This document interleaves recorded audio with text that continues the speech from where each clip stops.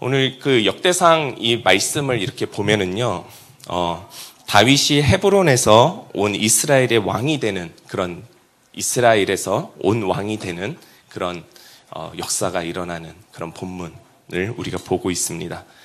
우리가 역대기를 볼 때 그냥 가볍게 이렇게 막 읽다 보면은 그냥 이런 정도밖에 생각이 안 되는 것 같아요. 다윗을 통해서 하나님께서 통일 왕국을 세우고 그리고 그런 과정들을 그냥 이야기하는 거구나 정도로밖에 우리가 인식을 못할 수도 있을 것 같은데, 그런데 역대기의 말씀을 우리가 조금 더 넓은 시야로 해석을 해보면은요, 역대기는 하나님의 성전을 세워가는 과정이다 라고 이렇게 볼 수가 있습니다.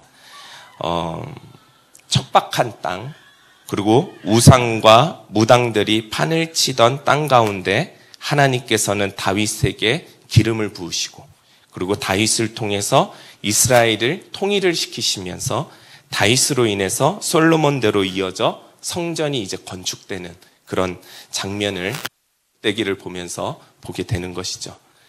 하나님께서 왜 그토록 자신의 그 성전을 지으려고 하시는 것일까요? 우리가 생각할 때 성전은 뭘까요? 건물 또는 그냥 예배당 정도로 우리가 생각을 할 수 있을 것 같아요. 성전, 그냥 우리가 성전이라고 부르잖아요. 그렇죠? 성전, 성전이 뭡니까? 성전, 건물, 우리 공간, 이런 게 성전일까요? 근데 그게 성전은 아니죠. 성전은 말 그대로 하나님의 집, 곧 하나님의 임재가 있는 곳이에요. 그걸 다르게 말하면 하나님의 통치와 하나님의 다스림이 그곳 가운데 있는 곳이죠. 하나님의 성전이라는 것은 하나님의 집을 말하는 것입니다.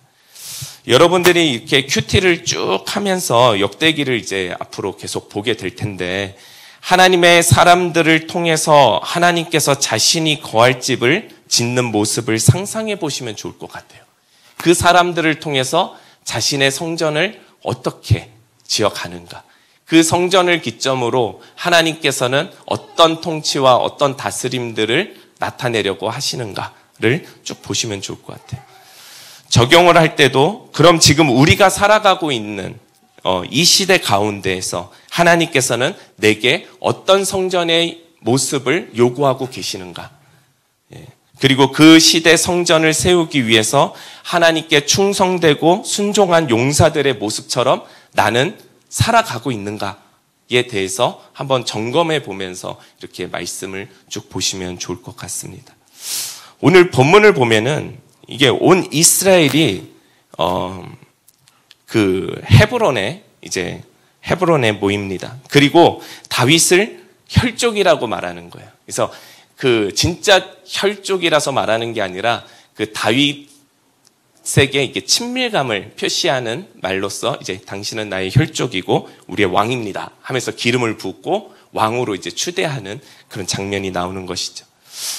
그냥 이 장면만 딱 봤을 때는 그냥 어떠한 그냥 인간들이 모여서 그냥 한 사람을 왕으로 세우기 위해서 어떤 작정한 그런 모임이 아니다라는 거예요. 이미 오래전에 사무엘 선지자가 다윗에게 어렸을 때 기름을 붓잖아요. 사울 왕이 있을 때 이제 하나님께서 그 다윗이 이제 장차 앞으로 왕이 될 것이다라고 하면서 이제 기름을 붓는단 말이에요. 그 예언이 하나님의 말씀으로 성취되는 장면이에요. 그래서 다윗이 이제 진짜 이스라엘의 왕이 되는 그런 장면인 것이죠. 이것은 곧 여호와의 계획하심이고 하나님의 뜻이며 하나님의 그 뜻을 이루는 그런 장면, 역사의 장면을 우리가 보고 있는 것입니다. 이제 신입 왕이 된 다윗에게는 강한 군대가 있었을까요? 아니면은 오합지졸의 군대가 있었을까요? 처음 왕이 된 다윗에게는, 그렇죠? 오합지졸의 왕이 있었을 거예요. 그 군대를 이끌고 나서 이 다윗은 예루살렘, 그렇게 여부스에 이제 이르게 되는 거예요. 이 여부스의 주민들이 다윗과 다윗의 군대와 이렇게 대치하고 있는 장면이에요. 그 여부스의 그 주민들이, 그 땅을 지키고 있는 자들이 오합지졸의 군대들을 쫙 보니까 어때요? 우스운 거예요. 그래서 비웃는 거예요. 너희가 이곳에 절대로 들어오지 못하리라 라고만 나와 있지만은 얼마나 조롱하면서 비웃었겠습니까? 그래서 막 조롱을 하는 거예요. 그리고 그 다윗의 군대가 절대 예루살렘으로 들어올 수 없다, 입성할 수 없다라고 하면서 막 단언합니다. 그때 다윗은 하나님께서 주신 그 담대함을 통해서 이제 선포를 하게 되는데, 그 장면이 오늘 6절의 말씀에서 나옵니다. 다윗이 이르되 먼저 여부스 사람을 치는 자, 그 자는 우두머리와 쥐간으로 삼으리라. 아직 어떠한 질서가 잡혀 있지 않는 군대였어요. 다 오합지졸의 군대였어요. 근데 이 군대를 딱 정말로 딱 지키기 위해서는 이제 그 통치하는 우두머리가 필요한 시점이 된 거죠. 그러니까 다윗이 시험을 하는 거예요. 그러면서 저 사람들을 담대하게 나가서 칠 자를 내가 이 군 총수부로서 내가 임명을 하겠다. 그렇게 얘기를 하는 것이죠. 그때 수르야의 아들 누가요? 요압이 제일 선봉에 서서 올라가서 그 여부스 땅을 딱 차지합니다. 그리고 군대의 총사령관이 되는 장면이 또 나오죠. 저는 이 장면을 보면서 하나님의 일하심이 참 감사하다라는 생각을 해보았습니다. 그 당시 다윗의 군사들, 처음 말씀드린 것처럼 완전 오합지졸의 그런 군사들만 있었죠. 다윗이 만약에 이런 생각 안 해보셨어요? 여기 모여있는 그냥 그 군사들이 오합지졸이라서 나보다 더 체계적이고 질서 있는 그 여부스의 군대들을 보고서 비교하고, 그러면은 비교하면 어떤 마음이 돼요? 두렵잖아요. 쟤네는 질서도 있고 체계도 있고 멋진데 우린 되게 오합지졸인 것 같고, 예? 그런 가운데에서 다윗이 그런 말을 선포를 한 거잖아요. 근데 신세 타령만 하고 있고, 왜 하나님께서 나를 왕으로 세워놓으셔서 이런 곤란한 상황 속에서 나를 부르셨을까? 이런 오합지졸의 군대들을 주셔서 왜 예루살렘 군사들에게 조롱을 받게 하셨을까? 이렇게 생각하지 않았을까요? 그러나 다윗이 어떻게 하냐면 하나님을 바라보는 거예요. 그리고 하나님을 바라보았기 때문에 그 오합지졸의 군대를 향해서 담대히 선포합니다.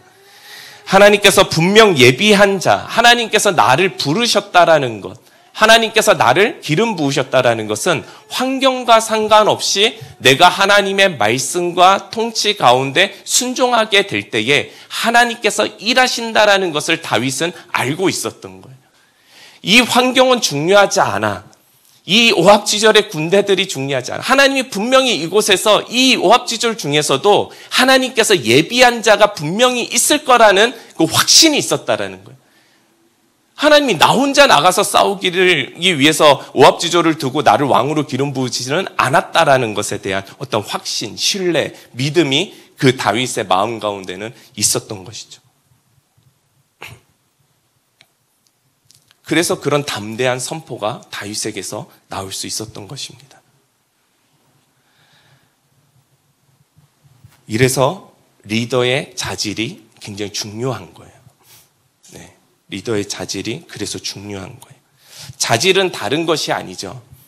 그 사람의 유능함도 아니고요. 그 사람의 죄 많음도 아니고요. 사회적 지위도 더더욱 아니고요. 무엇이 자질일까요? 하나님의 부르신 가운데 순종하고 그냥 묵직하게 그냥 충성되고 그냥 그 길을 꾸준히 걸어가는 자가 리더인 거예요. 그 리더가 하나님을 바라보게 되고 그 리더가 하나님 앞에 기도하게 될 때에 하나님은 자신의 일을 그때서부터 시작하게 된다라는 사실입니다. 그렇게 다윗은 예루살렘을 이제 점령하는 거예요. 그 예루살렘에 거주하게 되므로 예루살렘 성이 다윗의 성으로 이제 불리우게 됩니다. 그 성의 총군대 사령관으로 요압이 지키게 되고, 이제 9절의 말씀입니다. 여호와께서 함께 계시니 그 다윗의 성은 점점 더 강해지기 시작합니다. 시간이 좀 지나요. 그러면서 이제 그 체계가 없던 그 군대가 요압으로 말미암아 이제 체계가 잡히기 시작하고 이제 강성한 군대로 자리 잡기 시작하다 보니까 이제 이 다윗의 성이 탐나는 블레셋 군대들이 이제 침범하기 시작하는 거예요. 이제 예루살렘으로 오게 됩니다. 다윗의 영토를 조금씩 침범하기 시작해요. 그러면서 베들레헴 주변까지 오게 돼요. 여러분들도 이제 사극을 보면 알겠지만은 군대들이 이제 전쟁을 하기 전에는 성 앞에 뭘 하죠? 진을 쳐놓잖아요. 진을 쳐놓고서 이제 전쟁을 할 준비를 거기서 막 한단 말이에요. 이때도 마찬가지였어요. 블레셋 군사들이 다윗의 성 주변에다가 이제 진을 치는 거예요. 이 수만 명의 군사들이 진을 치고 있는 모습이에요. 다윗은 산성에서 이제 그 블레셋 군사들을 이렇게 쭉 내려다 봅니다. 그리고 무심껏 한마디를 탁 던지는 거예요. 17절의 말씀이에요. 베들레헴 성문 곁 우물물을 누가 내게 마시게 할꼬. 툭 던지는 거예요. 이 말을 듣고서 오늘 등장하는 3인의 용사가 이제 어떻게 보면 이 다윗성의 에이스들이죠. 에이스들이 이제 등장을 하게 됩니다. 등장을 하면서 어떻게 해요? 세 명이 그 수만 군대의 적진을 뚫고 지나가가지고 그 우물을 퍼가지고 어떻게 해요? 다시 돌아오는 거예요. 여러분, 이 장면이 상상이 되십니까?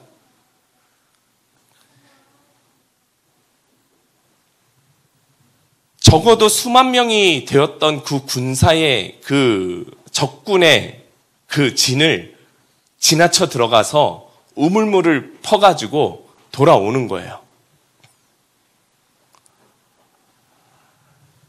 그냥 블레셋 군대의 적진 안으로 다윗의 넋두리 섞인 물이 먹고 싶다라는 이 말 한마디 때문에 그냥 적의 소굴로 뛰어들어가.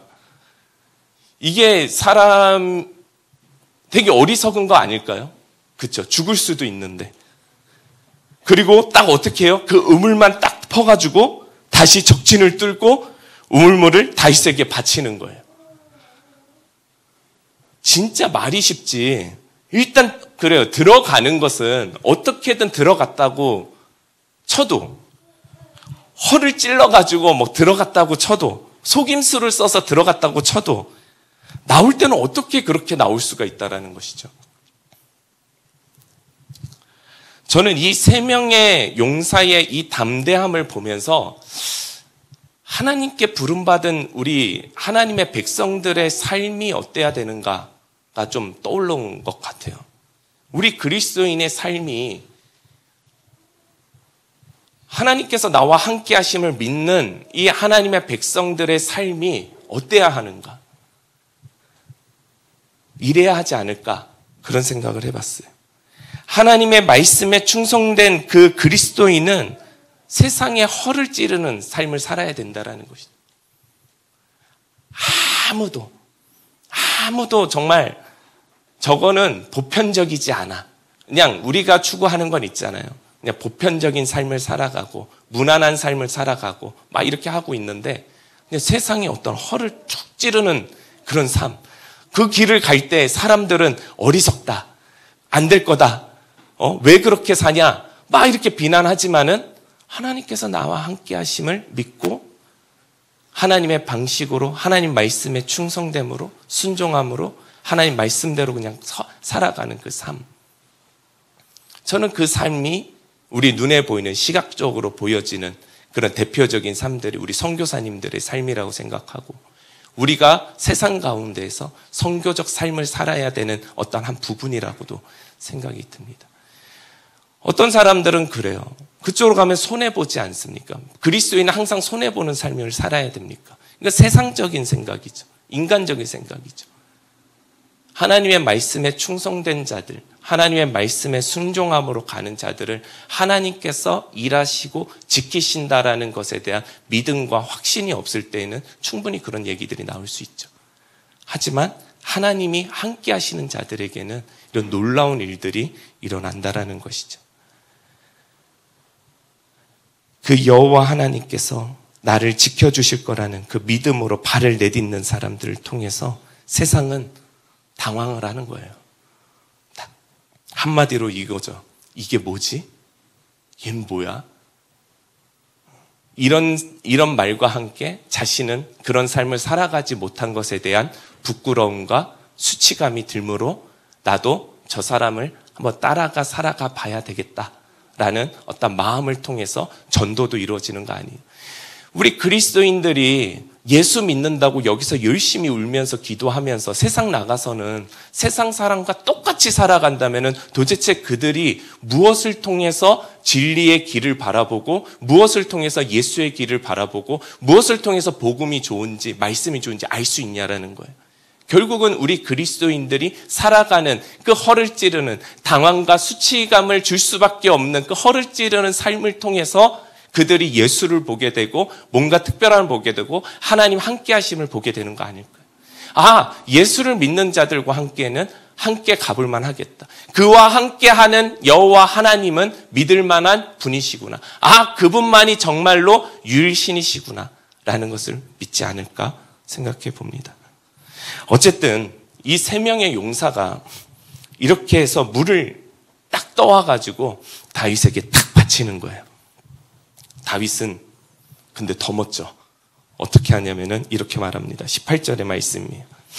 다윗이 마시기를 기뻐하지 않고 이 물을 여호와께 부어드리고 19절입니다. 이르되 내 하나님이여 내가 결단코 이런 일을 하지 아니하리라. 생명을 돌보지 아니하고 갔던 이 사람들의 피를 내가 어찌 마시리까? 라고 이야기를 하는 거예요. 다윗은 그런 거예요. 목숨을 걸고 가지고 온 이 생명의 물을 자신이 어떻게 뻔뻔하게 자신의 영광으로 취할 수 있냐라는 것이죠. 이 모든 일은 우리의 힘으로 도저히 할 수 있는 일이 아니라라는 거예요. 하나님께서 하신 일이라는 거예요. 그래서 말하는 거예요. 이 물을 여호와께 바치라. 그리고 오늘 본문의 마지막에 이렇게 장식을 하고 말씀이 이제 끝나죠. 세 용사가 이런 일을 행하였더라. 하나님의 일을 용기 있게 해낸 이들을 하나님께서는 기억하신다라는 거예요.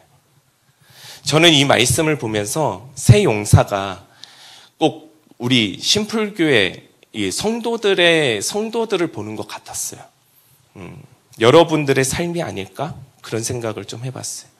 우리가 이 세 명의 용사처럼 막 흔들림 없이 막 용감하고 그러지는 않잖아요. 솔직히 양심이 있으면 그렇죠.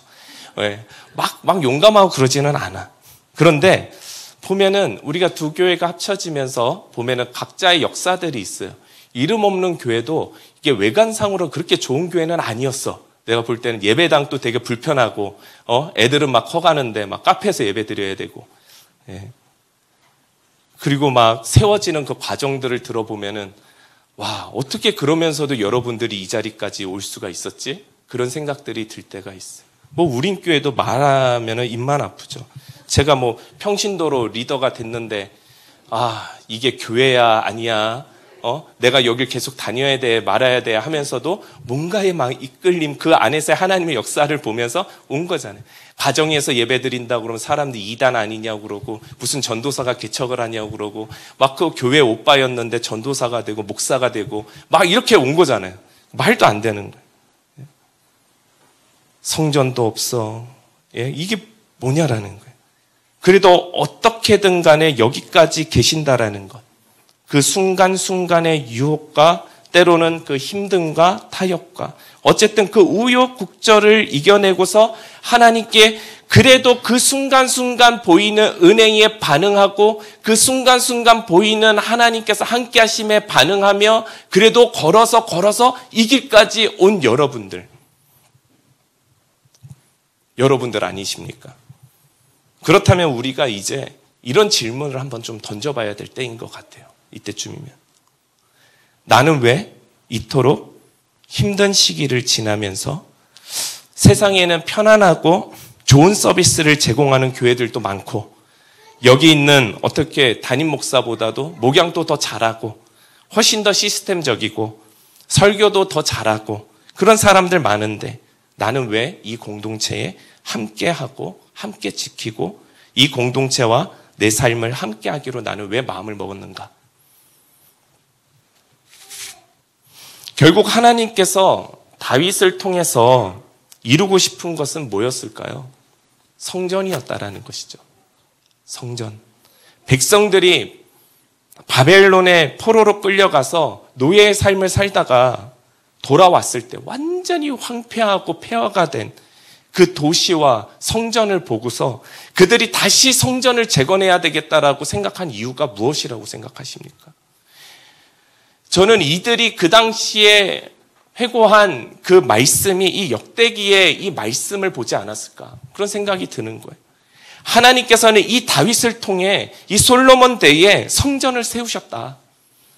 그때 그 하나님의 사람들의 용맹과 충성은 하나님을 기쁘게 하기에 충분하였다. 그들은 자신의 삶을 하나님께 던진 자들이었다. 목숨도 불사하고 적들의 진으로 들어가 우물을 퍼서 그들의 적진의 허를 찌르는 자들이었다. 그들은 충성되고 대단히 순종적인 자들이었다. 근데 우리는 교만에 빠졌고 평화로움에 빠졌고 안주함에 빠짐으로써 타락됐다. 그래서 도시가 폐허됐다. 성전이 무너졌다. 다시 성전을 세워 하나님의 통치와 하나님의 다스림과 하나님의 역사 가운데서 우린 다시 살아야 되겠다. 그런 마음으로써 성전을 재건했을 것이라는 것이죠. 그러면서 자신들의 뜰 앞에다가 나뭇가지들을 주워와서 초막을 짓고 그러면서 살아가는 거잖아요. 그러면서 재건하는 거예요, 성전을. 하나님께서는 이들의 초심을 붙드시고 다시 느헤미야를 통해서 성전을 재건해 가시는 거예요. 성전의 의미가 뭐라고 그랬죠? 하나님의 나라와 의가 드러나는 곳이 하나님의 성전인 거예요. 거룩한 곳이 바로 성전인 것이에요. 고린도전서에 이렇게 나와 있어요. 우리의 몸은 거룩한 성전이라고 이야기를 해요. 우리의 몸과 마음이 성전이 되어야 되는 그 이유가 도대체 뭐냐라는 것이죠.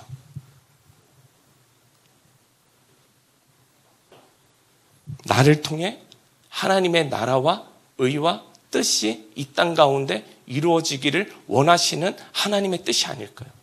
하나님의 거룩함이, 하나님의 의가, 하나님의 역사가 이 성전을 통해서 나타나고 이 성전을 통해서 믿지 않는 자들이 돌아오고 회심하고 돌이켜오는 그런 일들을 하나님께서는 원하시는 것이 아닐까요? 다윗처럼 작은 일에도 자신의 영광으로 취하지 않고 하나님께 영광을 돌렸던 그 다윗의 모습과 자신의 목숨을 두려워하지 않고 자신의 몸을 세상 가운데로 던졌던 이 세 명의 용사처럼 그렇게 살아가기를 원하시는 하나님의 마음이 우리를 향해 있지는 않은가요? 고린도전서에 나와 있는 그 성전에 대한 말씀을 한번 찾아보면 좋을 것 같아요. 고린도전서 6장 19절의 말씀이에요. 한번 다 찾아보세요. 고린도전서 6장 19절의 말씀을 한번 보세요. 찾으셨으면 우리 한 목소리로 한번 읽어봅시다. 시작. 너희 몸은 너희가 하나님께로부터 받은 바 너희 가운데 계신 성령의 전인 줄을 알지 못하느냐. 너희는 너희 자신의 것이 아니라 라고 나와 있어요. 너희의 몸은 너희가 하나님께로 받은 바 되었다라는 거예요. 이제는 더 이상 무너지지 않는 성전을 우리의 몸에다가 세우신 거예요. 증표로. 그렇지만 그 성전의 의미가 구약과 신약이 달라지지는 않아요. 하나님의 나라, 하나님의 통치, 하나님의 의가 드러나야 되는 것이죠. 이제까지 우리는 우리의 몸을 거룩하게 여기지 않았어요. 내 것으로 여기고 막 살고 있었는데 성경에서는 뭐라고 말하냐면요. 너희 자신의 것이 아니다.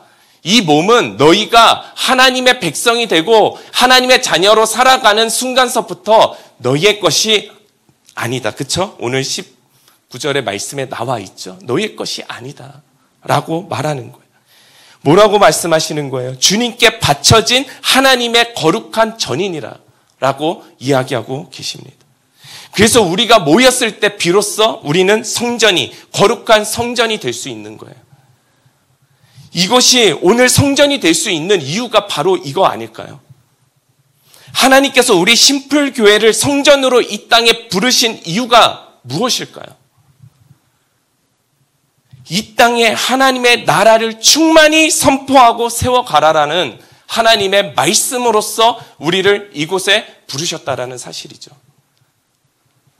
잠언 25장 13절의 말씀에 이렇게 나와 있습니다. 충성된 사자는 그를 보낸 이에게 마치 추수하는 날에 얼음 냉수 같아서 능히 그 주인의 마음을 시원케 하느니라.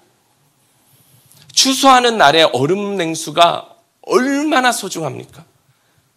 그게 얼마나 시원한지 상상이 되십니까? 여러분 대학 다닐 때 농활 가보셨어요? 농활은 우리 세대만 있는 건가? 없어? 여기는 계영형제랑 끄덕이니까 같은 세대인 거. 네. 농활, 이게 지역에 가서 이제 농번기에 가서 추수하고 막 벼 심고 막 하는 거예요. 가을, 봄 나눠서 가요. 버스, 학교에서 버스 다 태워서 가는 거예요. 봉사하고 와야 돼. 그래 이제 학점 이수가 되고 그랬던 적이 있었어요. 근데 그러고 나서 냉수를, 얼음물 통통 튄 거를 막 땀이 뻘뻘하고 입은 바짝바짝 말라가는데 그 시골에 물 한 잔 마시러 가도 몇백 미터를 걸어가야 되니까 귀찮아서 침 삼키면서 참아. 그런데 나중에 새참 드세요 그러면서 막 먹을 걸 갖고 오면서 냉수 한 컵을 탁 주는데 마실 때의 그 시원함은 상상을 할 수가 없는 거예요. 세상 모든 걸 하나도 부럽지 않아. 그게 제일 충만한 거예요. 지금 내 안에서의 가장 충만함은 이 냉수인 것이죠.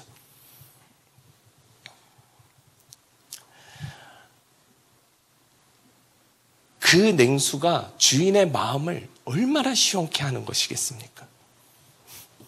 다윗에게는요, 300명의 용사도 있었어요. 그렇죠? 300명의 용사도 진짜 대단한 사람들이었죠. 정말 굉장히 용감하고 대단한 자들이었어요.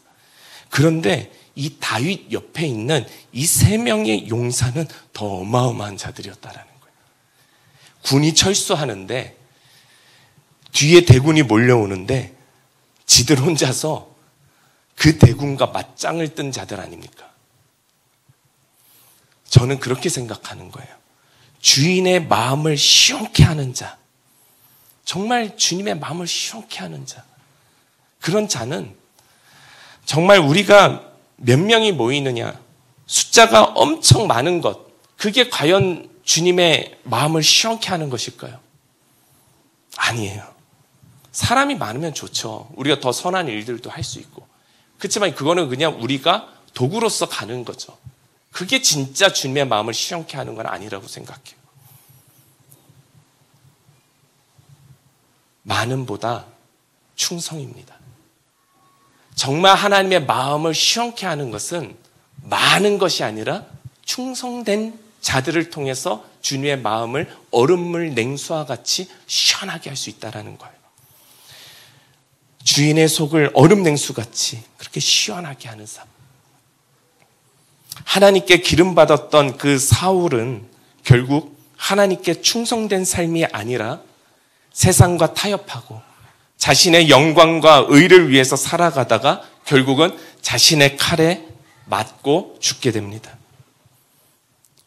우리의 삶이 사울과 같아서는 안 될 것입니다. 하나님 부르셨지만 이 부르신, 이 주어진 환경 가운데에 빠져들어서, 매너리즘에 빠져들어서 이것이 좋으니, 과거가 좋으니, 지금이 좋으니, 그래서 더 이상 주인의 마음을 시원케 하지 않는 그런 삶이 바로 사울의 삶이었다라는 것이죠. 다윗과 같이, 이 3명의 용사와 같이 자신의 삶을 들여서 이 성전을 점진적으로 계속적으로 세워가는 자가 되어야 할 것입니다. 지금 한국교회가 많이 어렵습니다. 여러모로 어렵습니다. 일주일에 한 번씩 대형교회 사건들이 계속 기사에 안 올라오면 이상할 정도로 계속 올라옵니다. 당회라는 건 도대체 왜 만들었는지, 그 안에서 수화기를 뿌리고 서로 물 뿌리면서 싸웁니다. 원로 목사파와 단임 목사파가 나눠 싸웁니다. 예전이 좋았니? 아니다. 현재가 좋으니? 그러면서 막 싸우는 거예요. 나누는 거, 분열시키는 거. 그러다가 세상에서 할 수 있는 모든 방법들을 교회로 가지고 와서 하는 거예요. 그 교회가 나누어지는 것이 그게 하나님의 뜻일까요?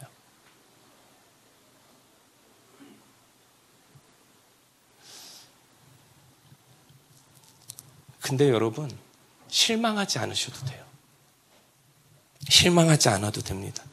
하나님은 주변에 그것을 대비해서 세명과 같은 용사와 같은 교회들을 계속적으로 세워가고 계세요.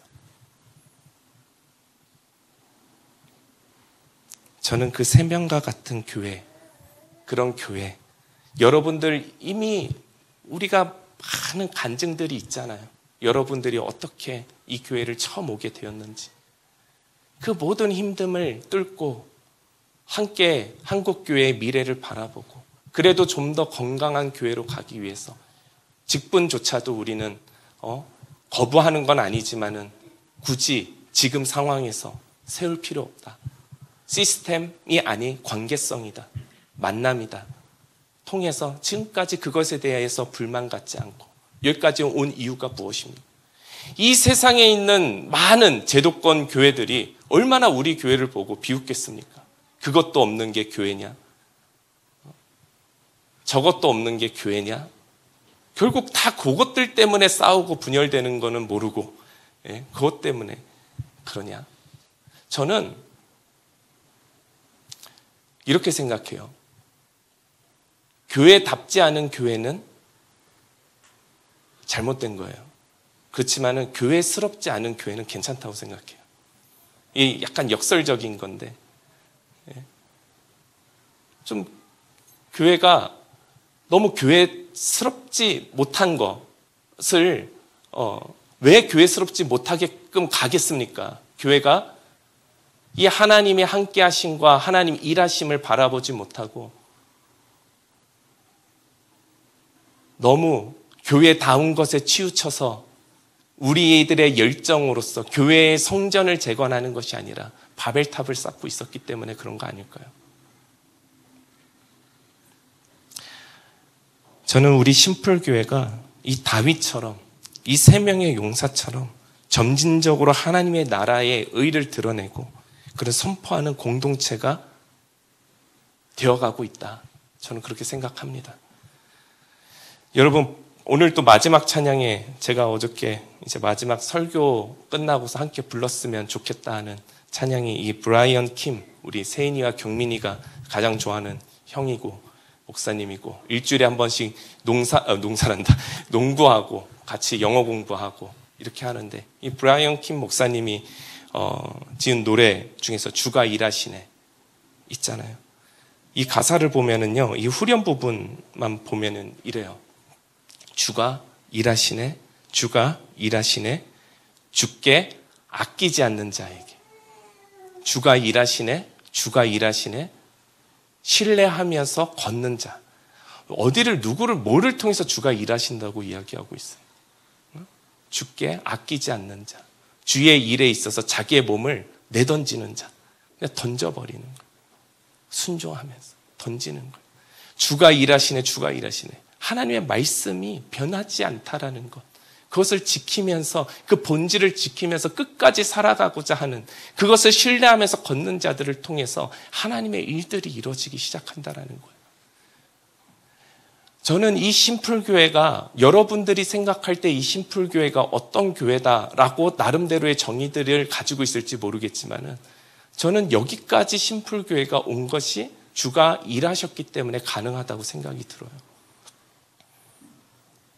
적어도 이 시대가 어려운 시대 가운데에 이 어려움을 극복할 수 있는 꿈을 꾸고 비전을 갖고 비전을 제시할 수 있는 그런 교회로서 살아가고 우리 성도들이 각자 이 소수의 사람들이 그래도 세상 가운데 삶 가운데 흩어져서 그 가운데에서 그리스도의 영향력을 세상 가운데 끼치고 때로는 세상에 허를 찌르는 그래서 길을 따라가는 자가 아니라 길을 내는 자로서 살아가는 삶을 살아가고 있지 않습니까? 죽음은 우리의 호흡이 끊기는 게 죽음이 아니죠. 그거는 세상에서 말하는 죽음이죠. 진짜 죽음은 하나님의 가르침을 받지 않는 거예요.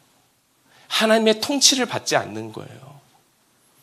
하나님의 말씀이 없고 말씀대로 살아가지 못하는 것이 죽은 삶이라는 거예요. 그렇다면 우리는 어떻게 살아야 합니까? 오늘의 본문의 주인공들처럼 자신의 삶을 하나님의 말씀 가운데 내던지는 그런 삶을 살아야 할 것입니다. 다윗은 목동이었죠. 그 목동이었던 사람이 하나님의 말씀에 던져짐으로 그 사람을 중심으로 하나님의 성전이 세워져 가는 그 역사의 한 페이지처럼, 사랑하는 성도 여러분, 우리 심플교회가 아무도, 저는 제일 속상할 때 어느 교회 다니세요? 사랑의 교회 다닙니다. 그러면은 다 알지만, 오정영 목사님 이렇게 얘기하지만 심플교회 다닙니다. 누굽니까? 어딥니까? 말을 많이 해야 되잖아요. 그렇죠? 참 그 고난 가운데 살아가고 계시는 거예요. 개척교회 또 그 여러분들의 또 하나님의 상급이 크다고 생각합니다. 말을 많이 하는 만큼. 그런데 그런 것이 아니라 정말 이름도 없이, 저는 정말 이름 없는 교회라는 이름이 너무 소중해요. 그래서 나중에는 뭐라도 한번 이 이름을 다시 썼으면 좋겠어요. 이름 없는 교회. 이름 없이 무명한 자 같이 우리가 살아가는, 그렇지만은 이 시대에 정말 빛 한 줄기와 같은 삶, 이 세 명의 용사들에 대해서 성경에서는 여기 말고는 언급하는 부분도 없어. 그런데 이 세 명의 용사를 하나님께서 기억하셨던 것처럼 우리도 이 시대에, 이 역사에, 하나님의 역사에 한 페이지에 한 줄을 남기는 그런 교회가 되었으면 좋겠습니다. 사랑하는 성도 여러분, 작은 공동체에서 정말 부족함이 많은 목사와 함께 살아가느냐, 정말 고생이 많으십니다. 그러나 우리 교회가 존재하는 이유는 저도 아니고 여러분들도 아닙니다. 교회의 존재 목적은 하나님의 나라입니다. 그리고 그 말씀의 도래 가운데 있는 것입니다. 그것이 없다면 저도 떠나야 되고요. 여러분들 다 떠나셔야 돼요. 우리가 모여야 될 이유가 없는 거예요. 그 나라에, 그 말씀에 충성된 저와 여러분들이 다 되실 수 있기를 주님의 이름으로 축원합니다. 세 명의 용사는 보리 밀밭 가운데에서 서서 대군을 맞이했어요. 그런데 여러분, 하나님께서는 그들의 충성됨을 통해서 그들을 지키시고 300명 대군을 그 밀밭에서 물리치는 역사를 보이셨다라는 거예요. 여러분이 지금 세상 한복판에서 서 있는 이 세 명의 용사와 같으십니까? 네, 저는 그렇다고 생각합니다. 여러분 너무 스스로를 낮게 생각하지 마세요. 네. 여러분들이 걸어온 길만 봐도 알 수 있습니다. 우리가 이 생명과 같은 정말 이 소수고 알아주지 않는 이 삶들을 우린 살아가고 있는 거예요. 이름도 없고 무명한 자와 같이 이 세 명과 같은, 하지만 하나님이 함께 하심으로 이 심플교회에 나오는 우리 성도들의 삶 가운데에는 300명을 물리치는, 일당 300을 물리치는 그런 놀라운 역사들이 일어나게 될 줄 믿습니다. 이게 얼마나 큰 하나님의 축복이며 하나님의 은혜입니까? 누군가 저에게 이런 말을 했어요. 목사님, 설교 준비하시고 말씀 전하시느냐고 맨날 피곤하시고 찌들어 계시는 것 같아요. 예, 그래서 피곤하기는 해요. 근데 제 삶이 진짜 피곤한 건요, 여기 서서 몇 마디 떠드는 게 뭐가 피곤합니까? 예? 여기서 1시간 설교하는 게, 물론 준비하는 노동이 있어요. 쥐어짜야 되는 게, 이게 뭐가 힘듭니까? 정말 제 삶이 힘들고 피곤한 거는요, 제가 적어도 여러분들에게 한 말을 지키려고 애쓰기 때문이 아닐까 생각이 들어요. 적어도 여러분들보다 많이는 못 가도 그 한 걸음 가보고 그게 때론 저를 지치게 하고 저를 피곤하게 하고 저를 힘들게 하는 것 같아요. 그 말씀이 이루어진다라는 것을 보여야 되잖아요. 목회자의 삶은 앞에 나와서 떠드는 삶이 아니라 결국은 여러분에게 삶으로 증명하고 삶으로 보여야 되잖아요.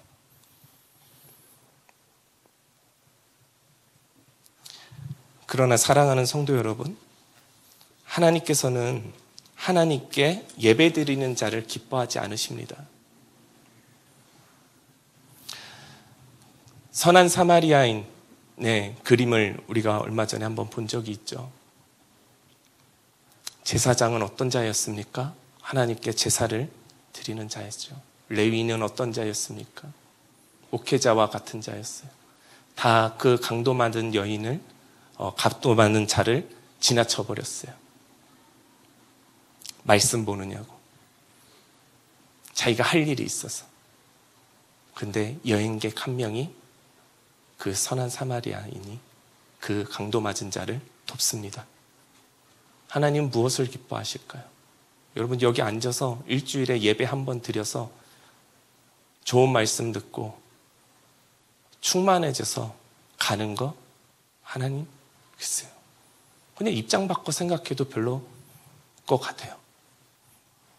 그게 아니라 우리가 예배 드리는 것이 기쁜 게 아니라 하나님은 그 예배 드린 삶으로 예배 드리는 것을 우리의 삶으로 세상 가운데 우리의 몸을 던질 때 던진다는 표현하니까 좀 너무 레디컬한가요?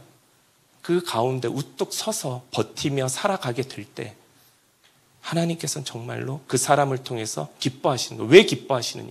비로소 하나님이 일하실 수 있기 때문에.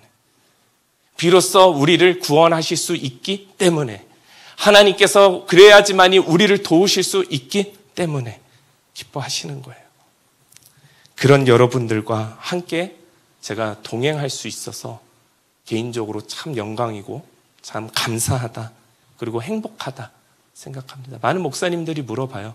교회 이렇게 하고 학교하고 하면은 힘들지 않냐고. 힘들죠. 근데 행복해요. 왜냐하면 제가 좋아하는 일들을 하고 정말 여기 앉아 계신 분들 한 명 한 명을 봐도 참 좋으신 분들이고 그리고 어떻게든 간에 하나님의 말씀 가운데서 살아가려고 하시는 분들이니까 그분들과 함께 하나님의 일들을 이루어가는 일들이 저에게는 굉장히 큰 행복이고 때로는 여러분들의 삶을 통해서 저 역시도 도전을 받고 있습니다. 여러분들의 삶을 위해서 제가 꼭 기도하겠습니다. 그리고 여러분들도 저의 그런 삶들을 위해서 함께 기도해 주시기를 부탁드리며 말씀을 마칩니다. 함께 기도하겠습니다.